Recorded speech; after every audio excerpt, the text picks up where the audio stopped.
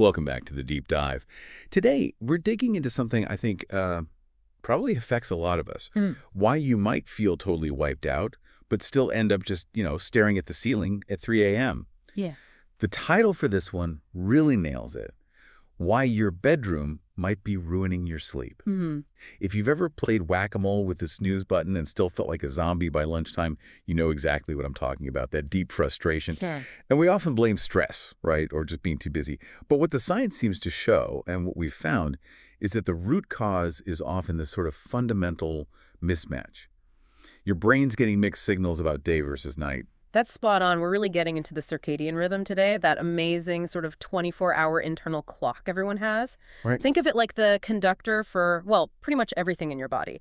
It's based deep in this tiny brain area, the suprachiasmatic nucleus, the SCN. SCN, got it. And if that SCN gets confusing, signals like maybe morning sun at 11 a.m., but then bright blue screen light at 11 p.m., the whole physiological orchestra just it falls out of sync. Chaos. Pretty much. And that misalignment, it basically gives you this feeling of constant, social jet lag, even if you haven't gone anywhere. It hits your hormones, digestion, mood, even long-term health. Okay, so what's the fix? Well, that's our mission today. We want to give you the toolkit, the 3 really powerful science-backed levers to get that conductor back on track: timed light exposure, keeping consistent daily rhythms, and strategic meal timing. Yeah. And we're going to focus heavily on the environment, optimizing where you sleep. Right, the bedroom itself. Okay, that toolkit starts with knowing yourself, doesn't it? So before we dive into the mechanics, maybe the first question for you listening is, do you actually know your chronotype? Yeah, understanding your chronotype is honestly step 1,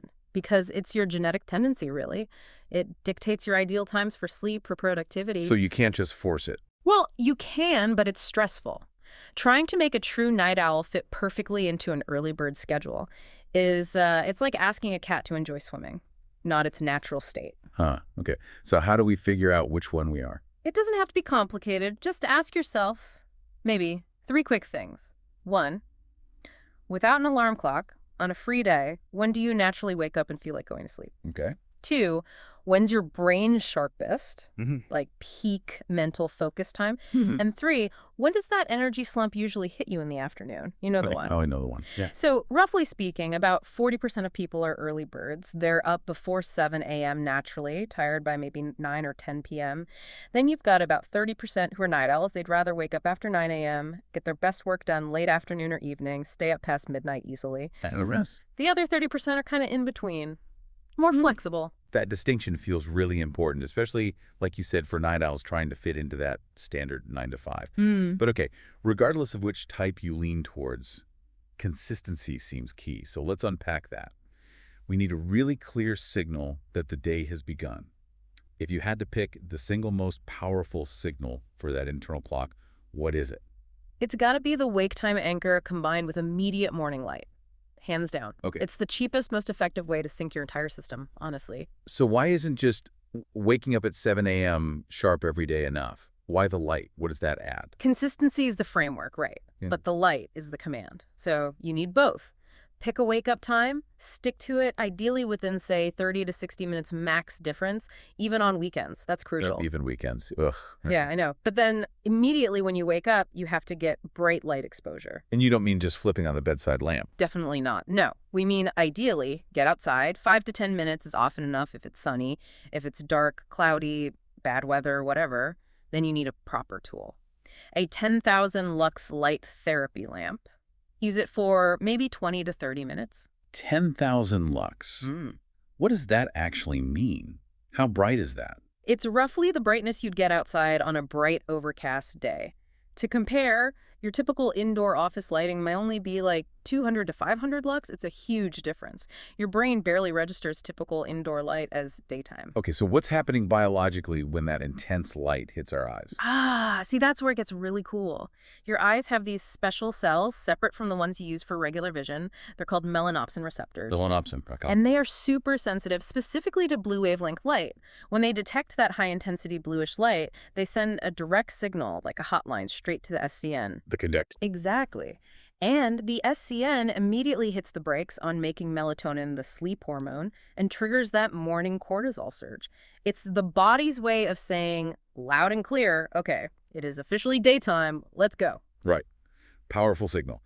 So we've blasted the SCN with the start day signal using light. What about other major inputs? Let's talk food. You mentioned meal timing. Is when we eat really as critical as the light. It absolutely is.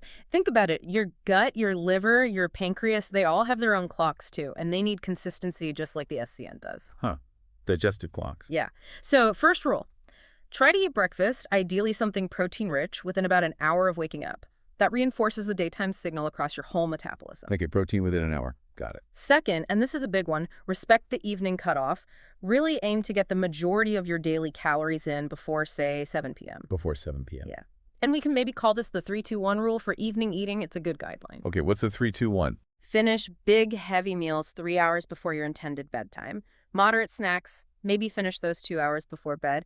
And then in that final hour before sleep, only really light options, ideally protein or fat, if you absolutely need something. Why so strict, though? I mean, if I'm eating something healthy like fruit or yogurt, why does my body care if it's 9 p.m. versus 7 p.m.? Because your body's ability to handle sugar glucose follows a circadian rhythm too. Your insulin sensitivity is just much higher earlier in the day. Oh, okay. So when you eat high-carb stuff late at night, your body is biologically kind of sluggish at processing it. That ongoing metabolic work tells your body the day isn't over yet. And eating late, especially carbs, can actually push your internal clock later by as much as 2 hours. It's like giving yourself metabolic jet lag. Wow. Okay, that makes sense. What about movement, exercise timing? Right, let's fold that in. Morning exercise is great, especially if you can do it outside. Double whammy with the light. It helps anchor the rhythm. Can even shift your clock a bit earlier, meaning you might feel sleepy earlier. Good for night owls, maybe. Could be. But for peak performance, like vigorous exercise, the sweet spot for most people tends to be late afternoon, maybe 4 to 6 p.m. That often aligns with when your lung function and muscle power are naturally at their highest. Okay, but there's a cutoff there too, right? Oh, absolutely critical cutoff. No high-intensity workouts within 3 hours of your bedtime. Just don't do it. Gentle stretching, yoga, that's fine. But nothing that gets your heart rate way up. Right. Yeah. Okay, this leads perfectly into something I think a lot of people struggle with. Caffeine. That afternoon, coffee or tea. Yeah.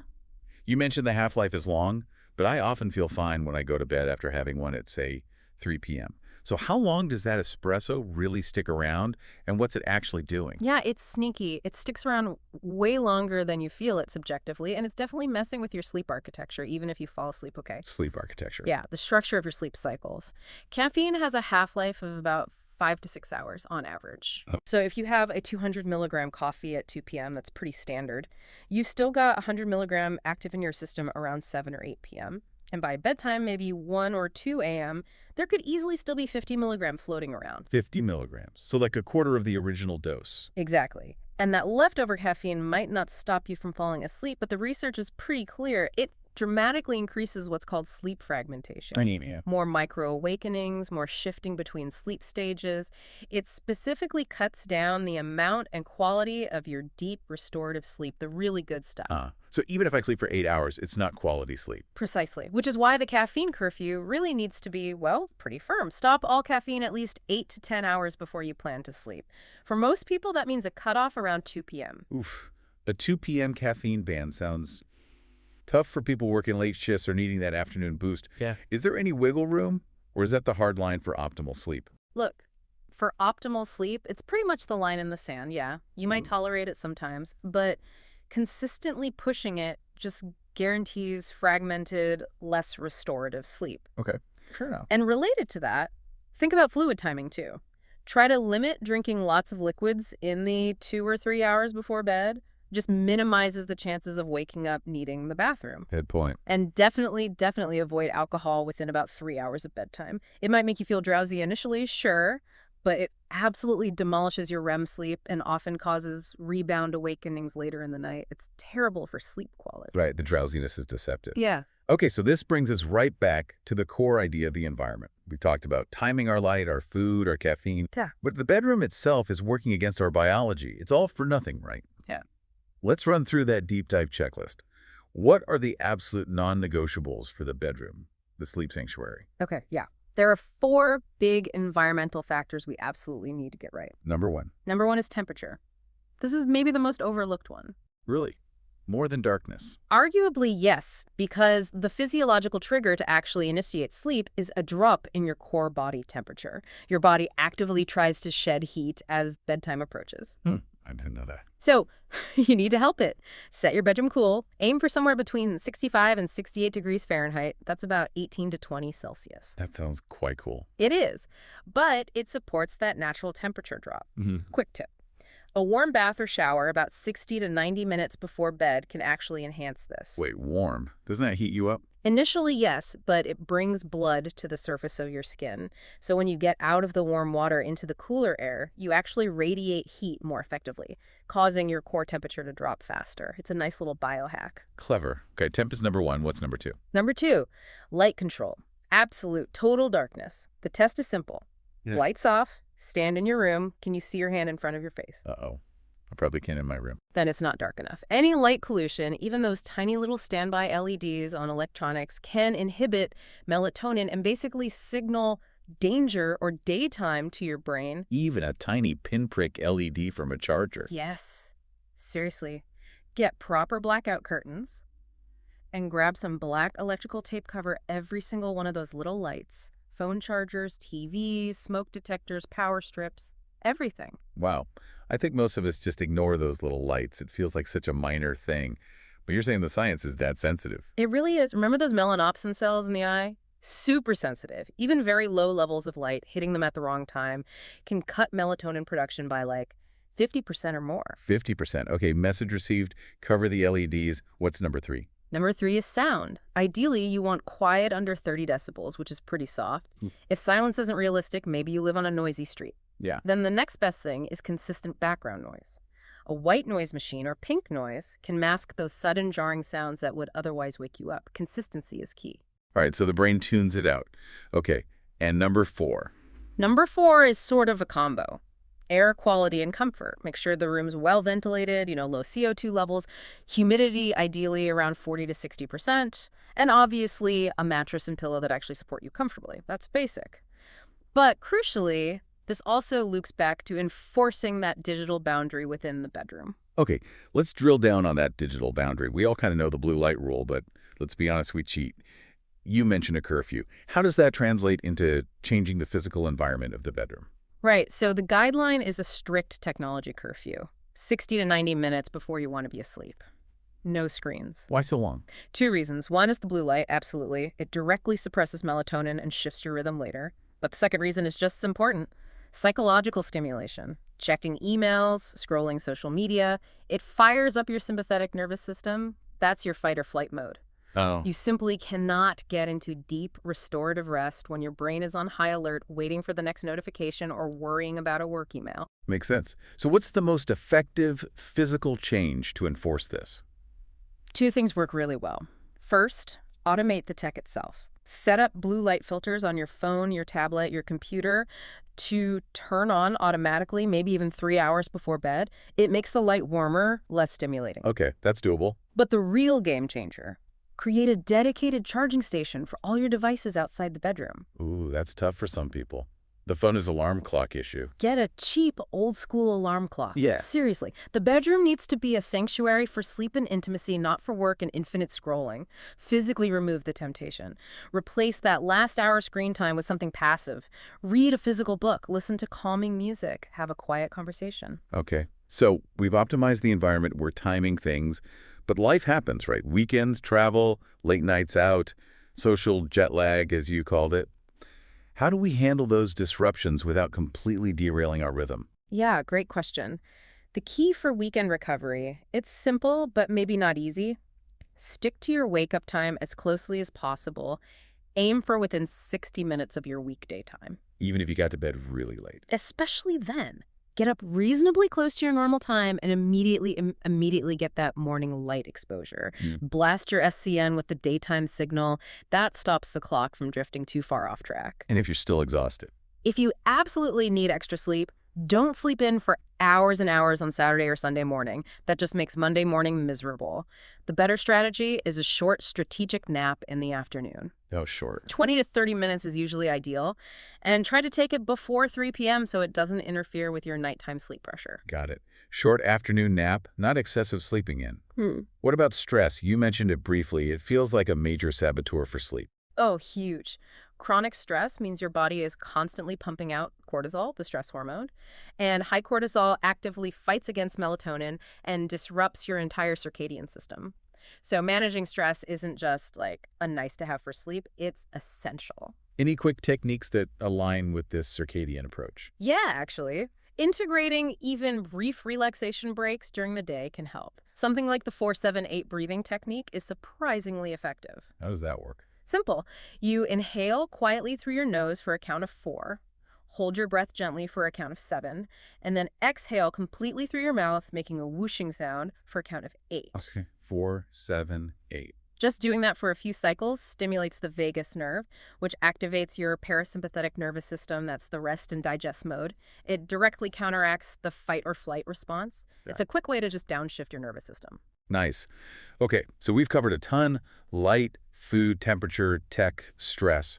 For someone listening, maybe standing in their bedroom right now feeling a bit overwhelmed by all the rules, what's the big takeaway? How do these small changes actually add up? The power is in consistency and understanding that your circadian system thrives on predictability. You don't actually need to nail every single one of these things perfectly all the time to see benefits. Focus on the core habits that give you the most bang for your buck. The biggest levers. Exactly. We could call it the minimum viable circadian routine, the, say, 3 to 5 habits that probably deliver 80% of the results. Okay, what are they? Let's list them out. All right, number 1, consistent wake time. Every day, plus or minus maybe 30 minutes max. 30 minutes. Okay, stricter than the weekend rule. For the minimum viable, yeah, keep it tight. Mm. Number 2, morning light. Get that intense light exposure within 30 to 60 minutes of waking, non-negotiable. Got it. Number 3, evening light management. Dim all your lights in the evening, use blue light filters, and ensure that bedroom is pitch black. Light hygiene. Precisely. Number 4, consistent meal timing. Especially eating breakfast relatively soon after waking and respecting that evening food cutoff, maybe the 3-hour rule for large meals. Okay. And number 5, that screen-free wind-down routine. Commit to at least 60 minutes before bed without stimulating screens. So wake time, morning light, evening light control, meal timing, and a wind down. That feels manageable. It is. Those 5 things create a really strong, predictable rhythm for your body. So remember, your circadian rhythm isn't set in stone. It's dynamic. It'll shift a bit with seasons, maybe with travel or big life changes. But the underlying goal is always predictability and alignment, giving your body those clear, consistent signals. So maybe the question to leave you with is this: what's one small, non-negotiable change you can commit to starting tomorrow morning? Maybe it is finally moving that phone charger out of the bedroom. Maybe it's setting the thermostat down to 66 tonight. Or just committing to step outside for 10 minutes right after you wake up. What's the one thing you'll do to enhance that predictability? Because that is what unlocks your body's potential to function at its absolute best.